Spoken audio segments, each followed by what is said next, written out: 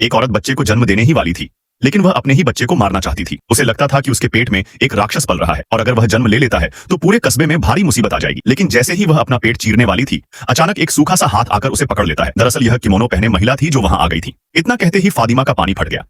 वह चाहकर भी मना नहीं कर पाई और किमोनो वाली महिला ने उसे जबरदस्ती बिस्तर पर लिटाकर प्रसव कराना शुरू कर दिया। लेकिन अजीब बात यह थी कि फातिमा ने बच्चे के बजाय एक भयानक मांस का गोला जन्म दिया। तभी पास में बंद पड़ा गुप्त दरवाजा अचानक खुल गया और इससे पहले कि फातिमा अपने बच्चे को देख पाती, किमोनो वाली महिला उसे लेकर एक गुप्त द्वीप की ओर चली गई। उधर थानेदार और उसके लोग फातिमा को ढूंढने में लगे हुए थे। तभी उनकी मुलाकात चोरी छिपे घूमते ब्लैक से हुई, जिसकी पीठ पर कई दिनों का सामान बंधा था। यह देखकर उन्हें शक हुआ और उन्होंने उसे तुरंत पकड़ लिया। मजबूर होकर ब्लैक ने सच बता दिया।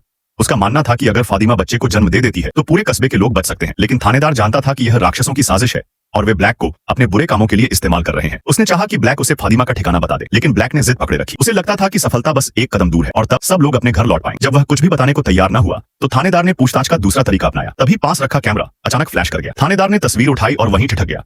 तस्वीर में उसके असली जीवन का नया घर था। असल में वह अपने घर शिफ्ट होते समय गलती से इस कस्बे में आ गया था और अब तक यहां से निकल नहीं पाया था। थोड़ा संभलने के बाद उसे एहसास हुआ कि अगर जल्दी फातिमा को नहीं ढूंढा गया तो उसकी जान को खतरा है। उसने लोहे का हथौड़ा उठाया और ब्लैक की उंगली पर मार दिया। यह दृश्य महिला पुलिसकर्मी ने देख लिया और वह थानेदार को नीचे ले जाकर पूछताछ करने लगी। तभी ऊपर से एक चीख सुनाई दी। सब भागकर पहुंचे तो देखा कि सारा ने ब्लैक की आंख फोड़ दी थी। फातिमा का ठिकाना मिलते ही सब लोग तहखाने की ओर दौड़े और वहां उन्होंने फातिमा को पा लिया। कमजोर हालत में फातिमा ने बताया कि उसने राक्षसों का राज देख लिया है। वे अमृता पाने के लिए अपने ही बच्चों की बलि चढ़ाते हैं और उसका पैदा किया हुआ जीव भी ले जाया गया है। थानेदार उस दिशा में बढ़ा जहां फातिमा ने इशारा किया था और वहां उसे एक गुप्त रास्ता मिला। उसने सबको फातिमा को बाहर ले जाने को कहा और खुद अकेले अंदर चला गया। जल्दी ही उसने डरावना दृश्य देखा। किमोनो वाली महिला द्वारा ले जाया गया मांस का गोला धीरे धीरे फटने लगा और राक्षसों की भीड़ के बीच वह बदलकर उसी मुस्कुराते आदमी में बदल गया जिसे थानेदार ने कुछ समय पहले मार डाला था। इस बीच टैबिथा और उसके साथी भागने का तरीका ढूंढ रहे थे। उन्हें पता चला कि बोतल वाले पेड़ पर लगी पर्ची में एक राज छुपा है। वह असल में एक लोरी थी। उन्होंने तुरंत वहां जाकर उसे बजाना शुरू किया और चमत्कारिक ढंग से सफेद कपड़ों में बच्चे वहां इकट्ठा हो गए। जैसे जैसे धुन समाप्ति की ओर पहुंची, टैबिथा की यादें लौटने लगीं और वह दर्द में चीखते हुए जंगल की ओर भाग पड़ी।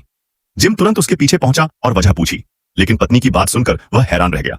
असल में टैबिथा और जैड पहले भी यहां आ चुके थे और उन्होंने उन बच्चों को बचाने की कोशिश की थी, लेकिन असफल रहे। यह कहकर टैबिथा मुड़कर चली गई और जिम वहीं खड़ा रह गया।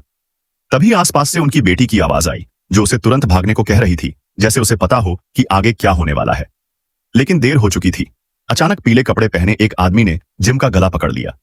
जैसे ही जूली ने उसे रोकने की कोशिश की, जिम की जान ले ली गई और जिसने उसे मारा वह राक्षस दिन में भी दिखाई दे सकता था। लगता है कि यह डरावना कस्बा एक बार फिर नए भयावह सपने में डूबने वाला है।